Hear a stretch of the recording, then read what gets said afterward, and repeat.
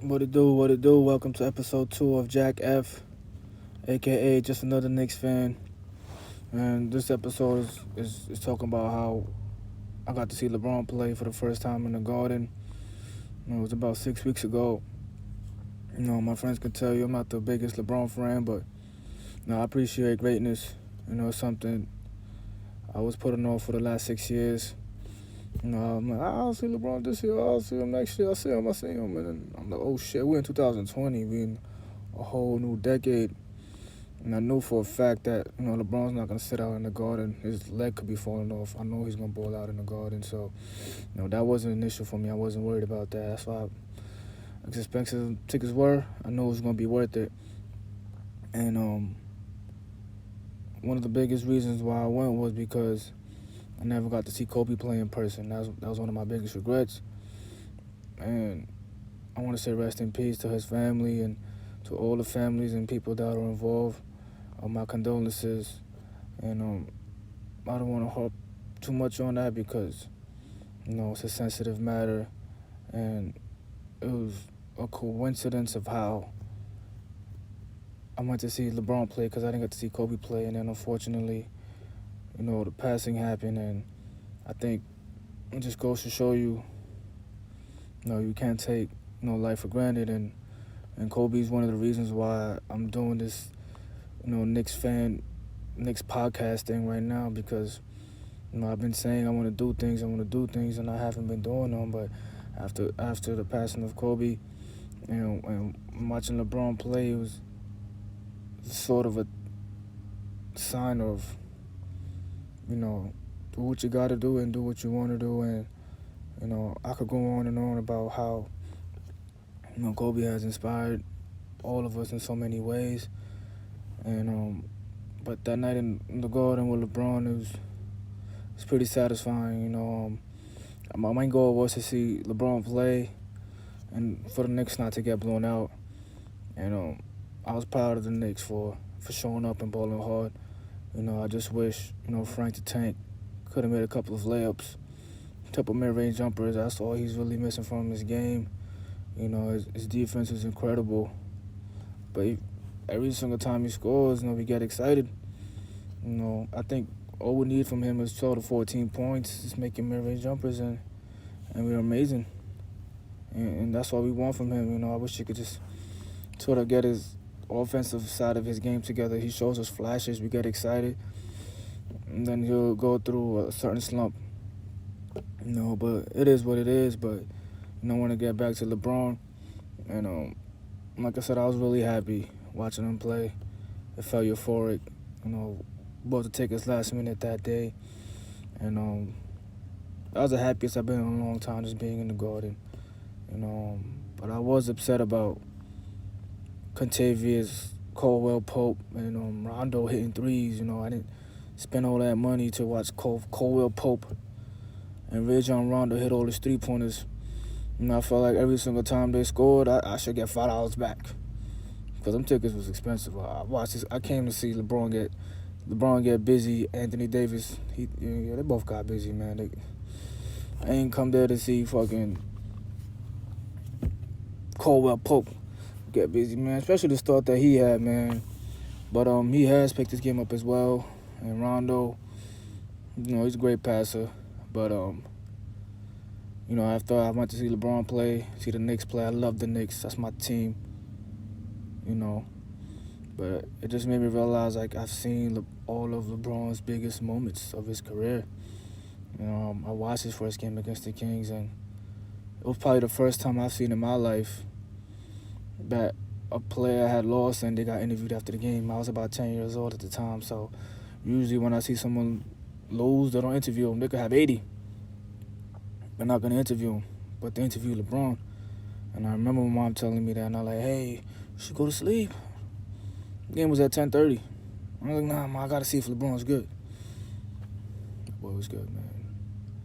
And it was sort of fucked up. They really put LeBron to the test because he started out his NBA career on a fucking West Coast road trip. That's tough. But he really did that shit, man. And, he put Doug Christie knew what time it was, man. That shit was crazy. Bob Jack, shout out to the Kings, man. Shout out to the Kings. I miss that team. And Lloyd Banks had this one of my favorite lines ever. My team in the cut, packing metal things. Now that's more foreign shooters than the Sacramento Kings. That line was hard, underrated, just like Banks. And it's crazy. It's been 17 years since he's been in the league. And I remember when he dunked on KG and Kevin Hart said, "Oh, he has no regards for human life."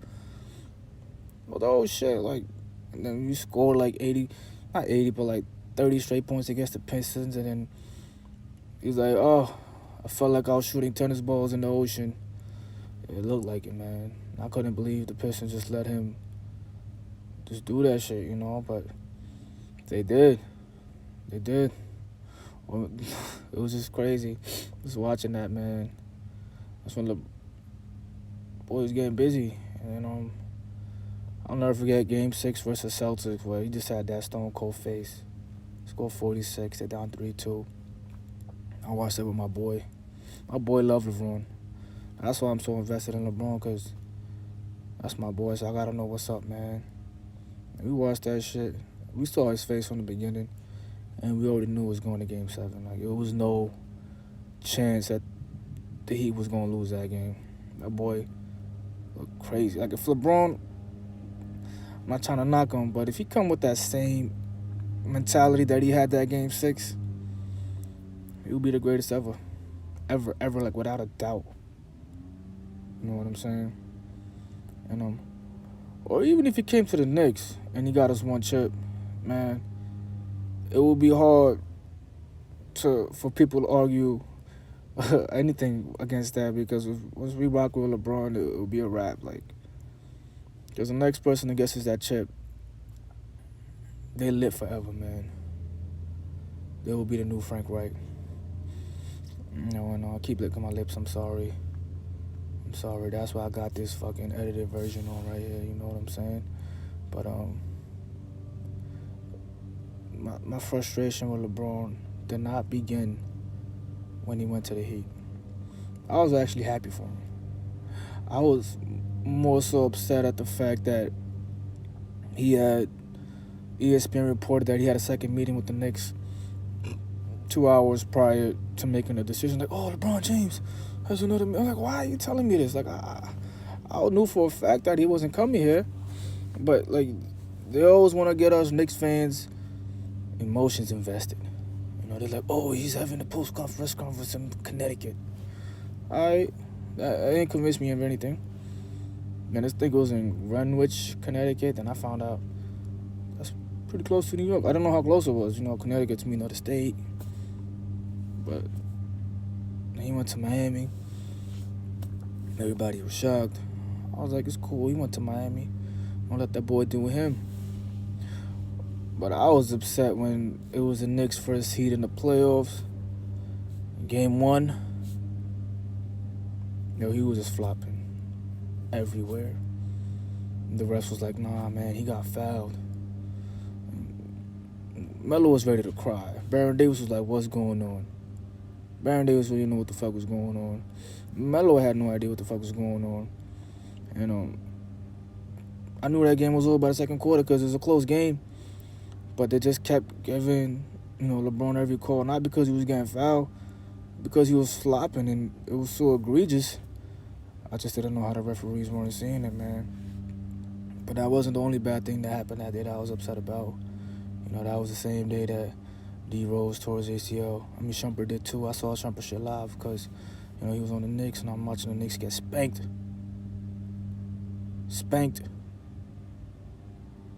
Because the officiating fucked them up mentally, So, I knew that game was over, but I was still watching because it's the Knicks. They do some shit like down 40, get an 8-point lead and lose by 15, so. But that game was over, unfortunately. And that's for the first time I started looking at LeBron funny stuff. I'm like, why you doing that, bro? I probably would have been upset at him regardless. But the fact that it was against my team, I was probably more upset, And ever since then, I was like, I don't know, man. I don't know. But I always had the respect for him. But, I think the most deadliest version of LeBron was probably in Miami. I remember him saying that Shane Battier, introduced him to analytics, and I believe so. Something about working smarter, not harder, and lets him know where he's good at, where he needs to improve, and that helped him scout against the players that he plays against. So I'll give Shane Battier his credit because LeBron did, but I'll be honest, I never really liked Shane Battier. Even J. Cole didn't like Shane Battier. But respect to Shane Battier, though. Still respect him. I don't hate him as a person, just hate him as a basketball player. I don't know him as a person, He's a smart-ass dude. I know he's a smart-ass dude. I'll give him that. But that's where it really started. And after a while, you forget about shit. And then after that, he did the whole King of New York thing. I was like, yo, what we do to you, bro? Like, you come to the Garden, we always show you love. Like, why you trying to shit on us, man? And then he was on the lines like, yo, Phil Jack. It was Phil Jack that got him upset. I'm like, yo, Phil Jack in L.A., bro, what you right now, bro? Like, and we always get that stigma as Knicks fans. Like, yo, since y'all did Melo, we didn't do nothing to Melo. We love Melo. But Knicks fans, we love Melo. We just felt like he deserved better. Melo never complained. He just showed up every single game, balled the fuck out, got buckets. We failed to put a adequate team around him. But the fans, we just wanted the best for him, man. He deserves to get a ring. He don't complain. He just balls out. That's what it was. And but that was LeBron's take on it. He wanted to show Phil Jackson. But now y'all on the same team. We're both on the Lakers. So when that stigma of, they won't come to the Knicks because Phil Jackson's on the Knicks, LeBron would have come to the Knicks. That's cool. But then why are you on the Lakers with Phil Jack over there? But that is what it is. It's part of being a Knicks fan. Is being the punching bag of the NBA, and it sort of builds character being a Knicks fan. You sort of learn how to protect your energy. But with that being said, after watching LeBron in the Garden, it wasn't like, oh, he put up 50. He put up 19 in the first half. Got some good dunks, made some threes and shit, getting steals and shit. But it was just good seeing him in person. I'm like, yo, shit really happening, man. I ain't have no fucking courtside seats. It was decent. But it's cool seeing him, man. I got inspired. Just to really live out my dreams and shit, man. So just for that, I want to say, thank you, LeBron. And I wish you the best in your career, and keep doing what you're doing. The biggest thing I learned from you was consistency. So I'll try to do the best. And thank you. Next tape. Shout out to Shumpert, by the way.